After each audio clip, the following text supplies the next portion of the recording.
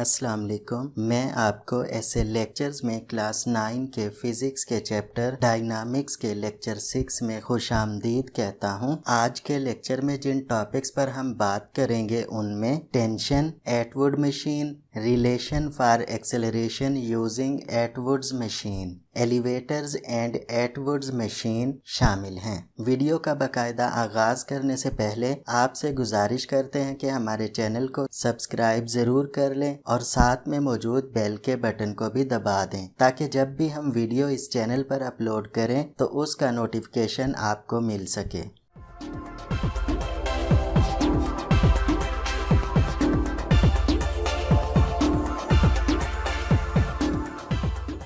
आज के लेक्चर का आगाज हम टेंशन से करते हैं। फर्ज करें कि एक ब्लॉक रस्सी के साथ लटकाया गया है। रस्सी का ऊपर वाला सिरा एक स्टैंड से बंधा है जैसा कि शक्ल में आपको दिखाया गया है। फर्ज करें कि ब्लॉक का वजन W है। ब्लॉक डोरी या रस्सी को अपने वजन से नीचे की तरफ खींचता है। इसी की वजह से रस्सी या डोरी में टेंशन या तनाव पैदा होता है। ब्लॉक पर यह टेंशन ऊपर की जानिब अमल करती है क्योंकि ब्लॉक रेस्ट की हालत में है, इसलिए नीचे की जानिब अमल करने वाला ब्लॉक का वजन ऊपर की सिमत अमल करने वाले टेंशन से बैलेंस हो रहा है। लिहाजा डोरी में टेंशन T ब्लॉक के वजन के बराबर और मुखालिफ होगा। यहाँ पर यह भी याद रखें कि टेंशन भी फोर्स की एक किस्म है और इसे हम इस तरह डिफाइन कर सकते हैं। The pulling force exerted by a stretched rope, string, cable or cord on an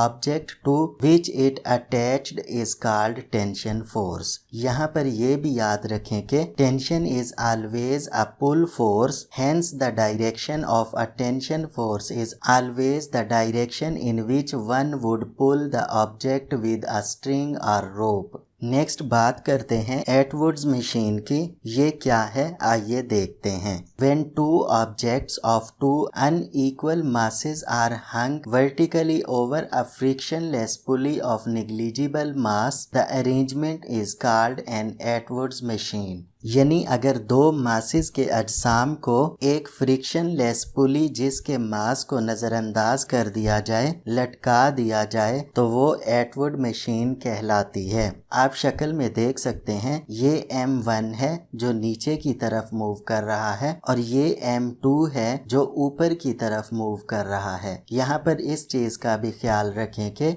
M1 is greater than M2 और ये फ्रिक्शन लेस पुली है। अब यहाँ पर सवाल पैदा होता है कि इसे एटवुड मशीन क्यों कहते हैं, क्योंकि the Atwood machine was invented in 1784 by the English mathematician George Atwood as a laboratory experiment to verify the mechanical laws of motion with constant acceleration. अब हम एटवुड्स मशीन को इस्तेमाल करते हुए एक्सेलरेशन का रिलेशन मालूम करने की कोशिश करते हैं। फर्ज करें कि दो अजसाम का मास M1 और M2 है, जबकि M1 M2 से बड़ा है। ये दोनों अजसाम बेलचक रस्सी के सिरों से मुंसलिक हैं, जिसमें टेंशन T की तब्दीली से इसकी लंबाई में तब्दीली नहीं आती। डोरी एक बे फ्रिक्शन पुली के ऊपर से गुजर रही है जैसा कि शक्ल में दिखाया गया है। ये वाला जिस्म भारी होने की वजह से एक्सेलरेशन A के साथ नीचे की जानिब हरकत करेगा।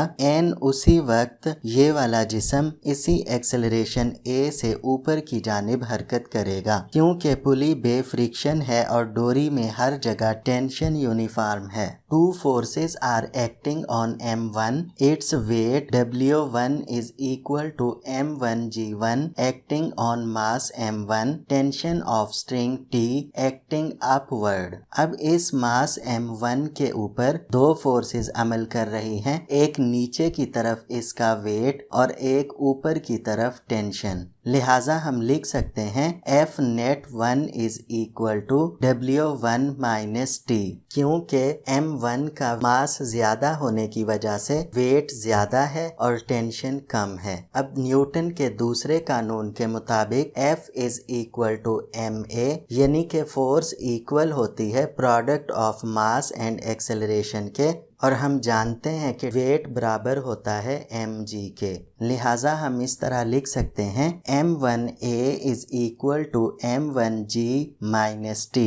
अब यहाँ पर t नेगेटिव है, इक्वल के इस साइड पर आकर पॉजिटिव हो जाएगा और ma इस साइड पर पॉजिटिव है और इक्वल के दूसरी तरफ आकर ये नेगेटिव हो जाएगा, तो टेंशन इक्वल हो जाएगी m1g माइनस m1a। इसे हम इक्वेशन नंबर 1 बना देते हैं। अब बात करते हैं मास m2 की। Similarly two forces are acting on mass m2।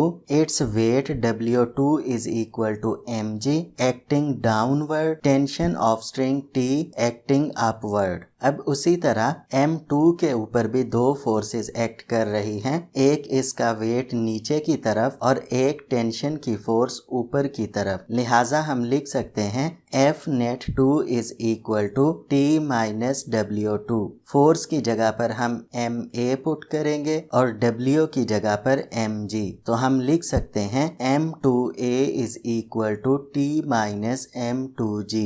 यहाँ से M2G इक्वल के इस तरफ चले जाएगा तो ये पॉजिटिव बन जाएगा। हम लिख सकते हैं T is equal to M2A plus M2G। इसे हम इक्वेशन 2 बना देते हैं। अब इक्वेशन 1 और इक्वेशन 2 को कंपेयर करते हैं। हम लिख सकते हैं M2A plus M2G is equal to M1G minus M1A। इनको रीअरेंज करेंगे तो ये आ जाएगा M1A plus M2A is equal to M1G minus M2G। अब यहाँ से A को कॉमन ले लेंगे तो ये आ जाएगा M1 plus M2 into A, और उसी तरह इस साइड से G को कॉमन ले लेंगे तो ये आ जाएगा M1 minus M2 into G। अब हम दोनों साइडों को M1 प्लस M2 पर डिवाइड करते हैं तो ये आ जाएगा M1 plus M2 into A divided by M1 plus M2 is equal to M1 minus M2 into G divided by M1 plus M2। तो यहाँ पर M1 plus M2 M1 plus M2 से कैंसिल हो जाएगा तो एक्सेलरेशन इक्वल हो जाएगा M1 minus M2 into G divided by M1 plus M2। इसी रिलेशन को इस्तेमाल करते हुए हम एक्सेलरेशन को आसानी से मालूम कर सकते हैं। अब हम बात करते हैं एलिवेटर्स एंड एटवुड्स मशीन की। याद रखें, लिफ्ट के अंदर सहारा देने वाली रस्सी या केबल एक पुली के ऊपर से गुजरकर दूसरी तरफ लिफ्ट के मुतबादिल हरकत करने वाले वजन के साथ बंधी होती है, जैसे कि शक्ल में दिखाया गया है। दूसरी तरफ भारी वजन पर ग्रेविटेशनल फोर्स नीचे की तरफ अमल करती है, जिससे रस्सी में तनाव यानी टेंशन पैदा होती है। रस्सी फिर दूसरी तरफ लिफ्ट के पिंजरे पर ऊपर की तरफ फोर्स लगाती है। ज्यादातर लिफ्ट और इसमें मौजूद मुसाफिरों का वजन काउंटर वेट के जरिए मुतवाजन हो जाता है। सिर्फ थोड़ी सी फोर्स लिफ्ट की मोटर से चाहिए होती है लिफ्ट और काउंटर को ऊपर नीचे करने के लिए। अगरचे लिफ्ट और काउंटर वेट मुख्तलिफ सिमतों में हरकत करते हैं, लेकिन वो दोनों एक रस्सी या तार के साथ एक दूसरे से जुड़े होते हैं, इसीलिए वो दोनों एक ही शरह से एक्सेलरेट होते हैं। लिफ्ट उस मशीन यानी कि एटवुड मशीन की बेहतरीन मिसाल है जिसमें बड़े मासिस को एक पुली की मदद से हरकत दी जाती है जो एक दूसरे से रस्सी की मदद से जुड़े होते हैं। अब टेंशन T की वैल्यू फाइंड करने के लिए इन दोनों इक्वेशंस में से किसी एक में भी एक्सेलरेशन की वैल्यू को पुट करते हैं। हम इस इक्वेशन में एक्सेलरेशन की वैल्यू पुट करते हैं तो ये आ जाएगी T is equal to M1G minus M1 multiplied by M1 minus M2 into G divided by M1 plus M2। अब हम M1 को मल्टीप्लाई करते हैं तो T इक्वल हो जाएगा m1g minus m1 square plus m1 m2 into g divided by m1 plus m2। अब यहाँ पर इसके नीचे 1 है, इसलिए हम इसका LCM लेंगे तो इसका LCM आ जाएगा m1 प्लस m2। तो इसके नीचे 1 है, 1 को इस पे डिवाइड करेंगे तो ये आ जाएगा m1g into m1 plus m2। उसी तरह m1 प्लस m2 को m1 प्लस m2 पे डिवाइड करेंगे तो ये आ जाएगा 1 और 1 को इससे मल्टीप्लाई करेंगे तो ये आ जाएगा m1 square g plus m1 m2g। इसलिए हम लिख सकते हैं T is equal to m1g into m1 plus m2 minus m1 square g plus m1 m2g divided by m1 plus m2। तो इसको मजीद सिंप्लीफाई करने से T इक्वल हो जाएगा m1 square g plus m1 m2g minus m1 square g plus m1 m2g divided by m1 plus m2। तो यहाँ पर m1 square g और माइनस m1 स्क्वायर g एक दूसरे से कैंसिल हो जाएंगे तो T इक्वल हो जाएगा 2m1 m2 divided by m1 plus m2 into g के। इस रिलेशन की मदद से हम टेंशन मालूम कर सकते हैं।